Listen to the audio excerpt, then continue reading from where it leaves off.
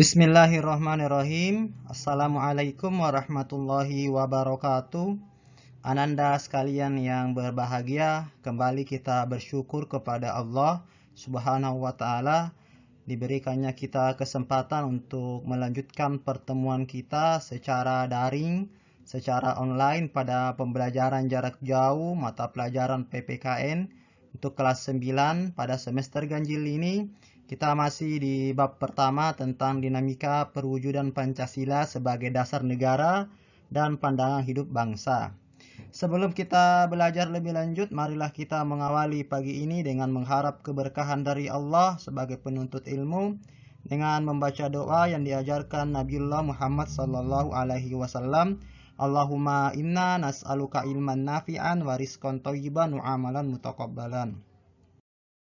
Baiklah Ananda yang berbahagia, pada pertemuan kita kali ini adalah pertemuan yang ketiga. Masih pada bab yang pertama dengan submateri yang akan kita pelajari adalah perwujudan nilai-nilai Pancasila sebagai dasar negara dalam berbagai kehidupan. Setelah kita mempelajari kesempatan pada hari ini, ada hal-hal yang ingin kita capai sebagai tujuan pembelajaran.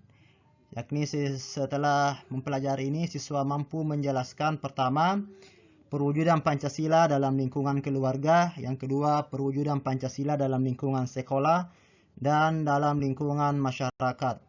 Ananda yang berbahagia, perwujudan itu seperti apa? Kita ketahui bahwasanya Pancasila itu bersifat abstrak atau sesuatu yang baru tataran ide atau gagasan sehingga dibutuhkan sebuah langkah konkret. Langkah konkret inilah yang disebut dengan perwujudan. Setiap sila-sila Pancasila mengandung nilai yang tentunya ingin diterapkan, diimplementasikan, dilaksanakan dalam kehidupan sehari-hari. Kita lihat sila pertama, yaitu ketuhanan yang Maha Esa. Perwujudan sila pertama dalam kehidupan berbangsa dengan menjadi pribadi. Pertama, pribadi yang religius, artinya menaati ajaran agama masing-masing, baik perintah dan larangan dari Tuhan Yang Maha Esa. Yang kedua adalah menjadi pribadi yang toleran, yaitu mengedepankan toleransi, yaitu sikap saling memahami, saling mengerti, saling membuka diri dalam bingkai persaudaraan sebagai sebuah bangsa.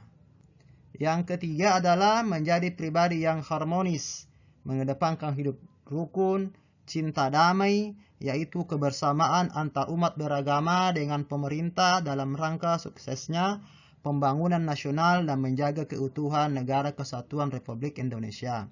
Dalam prakteknya dikenal dengan tri kerukunan umat beragama. Kerukunan internal umat beragama di dalam agama masing-masing. Kemudian yang kedua, kerukunan antar umat beragama yang berbeda. Dan yang ketiga, kerukunan antar umat beragama yang ada dalam negara tersebut dengan pemerintah. Jadi kita inginkan bahwa negara kita negara yang rukun dalam perbedaan karena kita negara yang mengakui keberadaan Tuhan Yang Maha Esa. Ananda yang berbahagia, selanjutnya sila kedua, kemanusiaan yang adil dan beradab. Perwujudan sila kedua dalam kehidupan berbangsa dengan menjadi pribadi. Pertama, menjunjung tinggi harkat dan martabat manusia sebagai makhluk Tuhan Yang Maha Esa, sebagai makhluk ciptaan Allah Subhanahu wa ta'ala, yang tentunya ada hak-hak dalam dirinya sebagai hamba Allah atau hamba Tuhan Yang Maha Esa. Yang kedua, menjadi pribadi yang menjunjung tinggi hak asasi manusia atau makhluk sebagai makhluk sosial. Tentunya manusia memiliki hak dasar yang dimiliki manusia yang tidak bisa dialihkan, tidak bisa diambil alih orang lain. Ada hak hidup, hak milik, hak kemerdekaan, dan hak kebahagiaan. Yang ketiga adalah menjadi pribadi yang mengakui persamaan hak dan derajat tanpa diskriminasi atau membeda-bedakan atas disparitas atau perbedaan sara, suku, agama, ras, dan antar golongan yang plural atau yang majemuk. Dalam konteksnya manusia sebagai makhluk individu. Jadi pengamalan perwujudan sila kedua adalah menempatkan manusia pada tiga tempat. Pertama sebagai makhluk Tuhan Yang Maha Esa, yang kedua sebagai makhluk sosial, yang ketiga sebagai makhluk individu yang tentunya punya hak dan martabat kedudukan masing-masing. Ananda yang berbahagia, sekarang adalah sila ketiga. Perwujudan sila ketiga persatuan Indonesia dalam kehidupan berbangsa dengan menjadi pribadi. Yang pertama, pribadi yang negarawan. Artinya apa? Mampu menempatkan persatuan dan kesatuan serta kepentingan dan keselamatan bangsa dan negara sebagai kepentingan bersama di atas kepentingan pribadi ataupun golongan. Yang kedua, jadi negarawan beda dengan politikus. Kalau politikus didasarkan pada kepentingan golongan partai tertentu, sedangkan negarawan didasarkan pada kepentingan bersama tanpa mengedepankan kepentingan golongan atau partai. Yang kedua adalah menjadi pribadi yang patriotis, artinya menjadi pribadi yang patriot, kepahlawanan, mengembangkan sikap rela berkorban untuk kepentingan tanah air, bangsa, dan negara. Yang ketiga adalah menjadi pribadi yang nasionalis, artinya mampu mengembangkan rasa cinta tanah air dan bangsa terhadap berbagai serangan-serangan atau tantangan, hambatan, ronrongan yang bersifat buruk dari negara lain.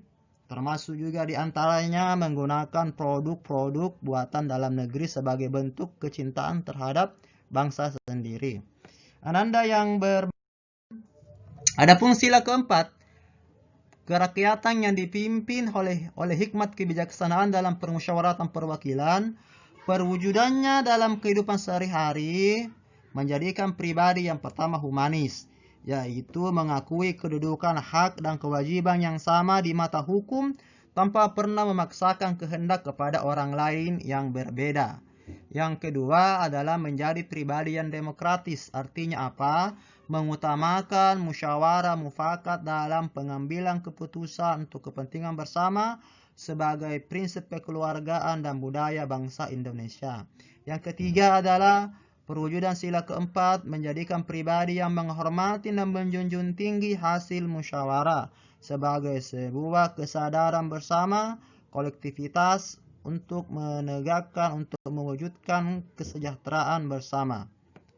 Ananda yang adapun sila kelima, yaitu sila keadilan sosial bagi seluruh rakyat Indonesia, perwujudan sila kelima dalam kehidupan berbangsa dan bernegara dengan menjadikan pribadi yang pertama, mencerminkan sikap dan suasana kekeluargaan, kegotong royongan dalam kepentingan umum. Yang kedua, menjaga keseimbangan antara hak dan kewajiban bersama-sama dalam kehidupan bermasyarakat. Yang ketiga adalah menjadi pribadi yang mengusahakan kemajuan kesejahteraan umum sesuai dengan kemampuan atau kompetensi profesi di bidang kita masing-masing. Jadi intinya pada sila kelima ini adalah bagaimana kita bisa bersama-sama mewujudkan keadilan sosial, keadilan yang merata bagi bangsa Indonesia tanpa pernah mengedepankan kepentingan pribadi atau golongan bersenang-senang di atas penderitaan orang lain. Ananda yang berbahagia, tentunya setelah kita mengetahui perwujudan nilai-nilai setiap sila-sila Pancasila, maka tentunya dalam konteks kehidupan kita sehari-hari kita berada dalam lingkungan masyarakat. Paling terkecil namanya keluarga. Perwujudan Pancasila dalam lingkungan keluarga yang meliputi keluarga inti kita, ayah, ibu, kakak, adik. Pertama, menjaga anggota keluarga agar menjadi religius, melaksanakan ajaran agama, saling mengingatkan ketika berbuat salah, mengingatkan waktu sholat, dan lain-lain. Yang kedua, menjaga keluarga menjadi humanis, artinya mengakui hak-hak anggota keluarga. Ada hak adik, ada hak kakak, hak orang tua, ayah, ibu harus kita tunaikan haknya. Yang ketiga, menjaga keharmonisan keluarga agar tetap rukun. Agar dalam keluarga kita itu terjadi keharmonisan sebagaikan filosofi atau peribahasa rumahku surgaku, rumahku surgaku. Yang keempat, mengembangkan budaya bermusyawarah dalam kepentingan anggota keluarga, sehingga setiap anggota keluarga tidak egois, harus mengedepankan musyawarah apapun itu, termasuk mungkin nanti memilih sekolah atau memilih jurusan ketika hendak kuliah bagi Ananda semua. Yang kelima, menjadi keluarga yang bisa memberi manfaat bagi tetangga secara khusus dan masyarakat pada umumnya sebagai perwujudan sila kelima. Ananda yang berbahagia, bagaimana di lingkungan sekolah? Tentunya di lingkungan sekolah, perwujudan nilai-nilai Pancasila dapat dilakukan dengan pertama, menjaga warga sekolah agar menjadi religius, melaksanakan ajaran agama. Kita biasanya dalam di sekolah melaksanakan sholat duhur berjamaah. Setiap pagi literasi Quran dan literasi hadis, membaca dan menghafal Quran dan hadis. Yang kedua, menjaga warga sekolah agar menjadi humanis, mengakui hak-hak warga sekolah.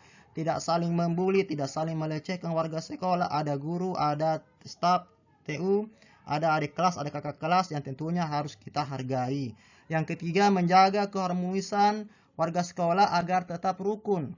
Jangan sampai kita terlibat tawuran dengan adik kelas, berkelahian, dan lain-lain. Yang keempat, mengembangkan budaya bermusyawarah dalam kepentingan warga sekolah. Ada rapat guru, ada rapat OSIS, ada rapat kelas yang tentunya harus dibudayakan sebagai warga sekolah. Yang kelima, menjadi warga sekolah yang bisa memberi manfaat bagi masyarakat, bangsa, dan negara. Tentunya inilah yang ingin kita terapkan di sekolah, bagaimana bisa nilai-nilai Pancasila dari setiap sila-silanya diterapkan dengan baik. Kita yang berbahagia, ketika kita pulang dari sekolah, keluar dari rumah, ada lingkungan. Lingkungan tersebut namanya lingkungan masyarakat, tetangga kita, desa, lingkungan dusun kita, kelurahan kita, kabupaten kita, itu adalah lingkungan masyarakat kita. Sebagai seorang anggota masyarakat, tentunya kita diharapkan mampu mewujudkan nilai-nilai Pancasila. Pertama, menjaga warga masyarakat agar menjadi religius, saling melaksanakan ajaran agama. Yang kedua, menjaga warga masyarakat menjadi humanis, mengakui hak-hak warga sekolah, warga masyarakat. Ada Pak RT, ada Pak dusun, ada Pak desa, ada tetangga, itu harus ditempatkan haknya. Menjaga keharmonisan warga masyarakat agar tetap rukun, tidak terjadi tawuran, tidak menjadi bagian dari geng motor yang meresahkan warga. Keempat, mengembangkan budaya bermusyawarah dalam kepentingan warga masyarakat. Musyawarah di balai desa, musyawarah di masjid sebagai warga masyarakat dalam membangun fasilitas umum seperti jembatan, jalan raya, dan lain-lain. Yang kelima, menjadi warga masyarakat yang bisa memberi manfaat bagi masyarakat, bangsa, dan negara secara umum. Anak-anak yang berbahagia, setelah kita mempelajari perwujudan nilai-nilai setiap sila Pancasila dan penerapannya dalam lingkup komunitas kita, keluarga, sekolah, dan masyarakat, tentunya setelah pelajaran ini ada diharapkan dari Pak Guru atau Ustadz untuk umpan balik ke Ananda semua. Pertama, coba diskusikan bersama keluarga. Apakah dalam keluarga telah melaksanakan perwujudan nilai-nilai Pancasila? Lakukan wawancara dengan anggota keluarga bagaimana penjabaran nilai-nilai sila-sila Pancasila dalam kapasitasnya sebagai ayah, ibu, adik, atau kakak. Sebagai ayah, bagaimana menerapkan nilai Pancasila. Sebagai ibu, sebagai adik, sebagai kakak. Setelah diwawancara, lakukan reportase dalam bentuk tulisan, dituliskan dalam buku latihan Ananda. Kemudian insya Allah pertemuan selanjutnya kita akan membahas tentang perwujudan Pancasila dalam lingkungan berbangsa dan bernegara. Dalam hal bidang politik dan hukum nasional, bidang sosial budaya nasional, bidang pertahanan dan keamanan nasional. Silahkan untuk itu Ananda cari tahu dengan membaca buku atau menelusuri di internet dengan didampingi orang tua tentunya tentang nilai-nilai sila-sila Pancasila, perwujudan dalam lingkungan bidang-bidang tersebut. Sekian pertemuan kita hari ini, tetap bahagia dan jaga kondisi kesehatan dan imunitas agar tetap selamat di tengah pandemi. Kita tutup dengan bersama-sama mengucapkan doa kafaratul majelis. Subhanakallahumma wa bihamdika asyhadu an la ilaha illa anta astaghfiruka wa atubu ilaik. Assalamualaikum warahmatullahi wabarakatuh.